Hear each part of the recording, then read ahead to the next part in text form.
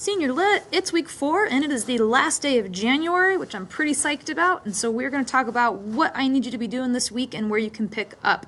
I know we've had a lot of illness in class, so if you missed class today, please email me after you finish watching this video so you and I can check in. But let's go ahead and get started on what you should be working on.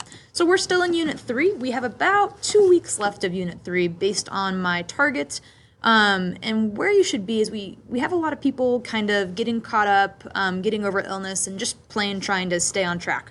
So what's really important to make sure is that you have all the previous tasks done beforehand. So we've had 2 big assignments so far, and as you've noticed, we've kind of got bigger assignment sheets that serve as kind of inquiry-based and participation-based learning. So you can't just like click through it passively or mechanically.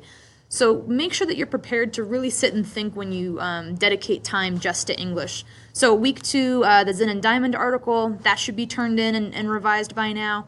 And then you should be also should have handed in your Shooting an Elephant assignment, pre-reading, during reading, and post-reading, and that can come in here. If you're still working on Shooting an Elephant, I recommend that you look through Part B of that assignment sheet. That's the questions you actually respond to before reading or before completing your annotations. That can be very, very helpful for you. And a quick 30-second aside here, if you haven't opened the document that requires you to do 2 new symbols in your annotations, make sure you've done that. If you're already done with your annotations and didn't do a new annotation, please come talk to me because I don't want you to go back and fake it. And then a great handout here to kind of see what a sample of a student's really high quality annotation looks like as well. So there's Part A is reading and annotating. Yes, you are handing in your annotations, so really do good work there. And then Part B is those strong college paragraphs where you get to kind of respond to one of my questions, choose your own question, and then analyze post-colonial criticism, and then choose your own open question again. So kind of like one for you, one for me, one for you, one for me, one for you. So a little bit of choice there. Please make sure you're working really hard to hit that 4 of answers, cites, explains, and elaborates. So that's where you should be. Today in class, we spent some time really digging into the perception and perspective of Orwell in his essay. So if you missed that, talk to a classmate or talk to me. And here's where you're picking up after class. So in Unit 4, you'll find a folder that says Week 4 Mentor Text Tasks. So what we're looking at here is just a little kind of review of these slides. So in class we did some win time. We also updated our learning map. So please make sure that your learning map, it's really naked in your copy. So go ahead and fill in all the skills that we're focusing on here in essential question number 2.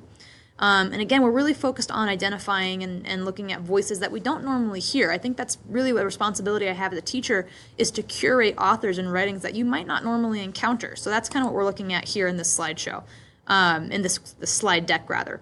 So I give you an example of a This I Believe essay, which is something that you'll be able to choose from for your narrative writing task. After you watch that very, very short student example, I want you to go ahead and take a drop everything and write and do a do.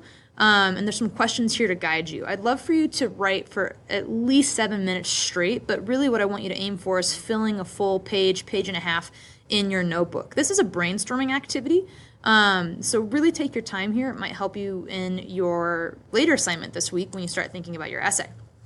So narrative writing takes so much vulnerability. So all I can encourage you to do right now is really let yourself just write what you need to write, and write what only you can write. What's the story you need to tell that no one else can tell, that maybe you would love to read?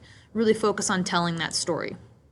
A little bit of review in this slide as well. And then here's the assignment that you'll be working on. So in this folder, in this link, you'll see a bunch of different narrative essays that I've gone ahead and collected for you. The only one that I want everyone to read, so you might end up reading 3 essays. The only one everyone needs to read is this one down here. It's called Shitty First Drafts by Anne Lamott. It's very, very brief, but it's all about how, well, you'll get the idea. Read that one, and then we'll talk about it next week. Then you can choose any other essays you'd like to look at. In your notebook, follow the instructions here, and please make sure you include everything in an organized fashion. So no notes this week, a little bit more interactive, a little more inquiry-based. So really stay curious and choose some writings that you'll enjoy. And then finally, this assignment ends with a reflection in your notebook. Don't cut any corners here. Again, we don't have online notes. We're not doing the online textbook. Show that you can handle that by really putting time and effort into your thinking and into your curiosity.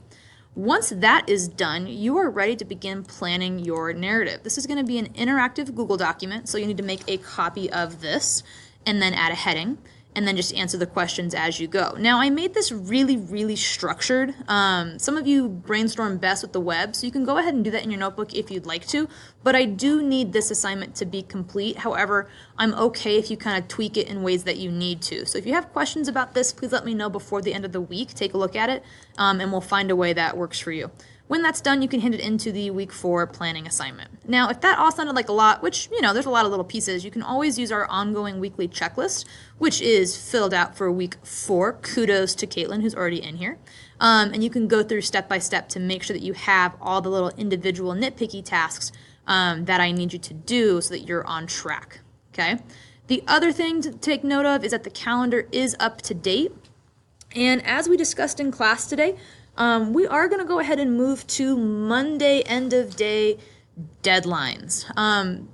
2 reasons that we're going to do that. Number one, as a class, we're struggling to get work in on time.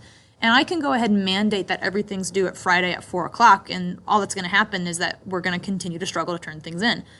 One thing I noticed in week 1 and 2 of our class is that we did excellent meeting deadlines. And the thing that week 1 and week 2 had in common was that we didn't have school on Monday. And so I'm wondering if, in terms of time management, you guys just frankly need to kind of have that urgency. If you have one day before class, I have one thing to take care of, I'm going to do it and come to class. So we're going to try this for the next 2 weeks and see if we can't increase our on-timeness in terms of work and quality.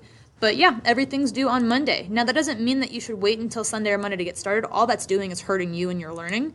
I recommend that you have the week 4 mentor tasks wrapped up in your notebook and but just done by Friday. And then you have until the end of the day Monday. I will still go ahead and release materials for week 5 on Monday. They'll be kind of ready waiting for you, so you can always get going earlier. But let's just try it and see how it goes. If you have any concerns about that, please let me know as well. So that's where we're at right now. What I'd like you to really focus on is just doing your best and getting caught up on the information that has become before this so you can be an educated and thoughtful writer, reader, and human being. If you need help with anything, please let me know. Otherwise, I'm really looking forward to your narrative writing and planning and excited for us to have those discussions in class next week. Have a wonderful, wonderful day.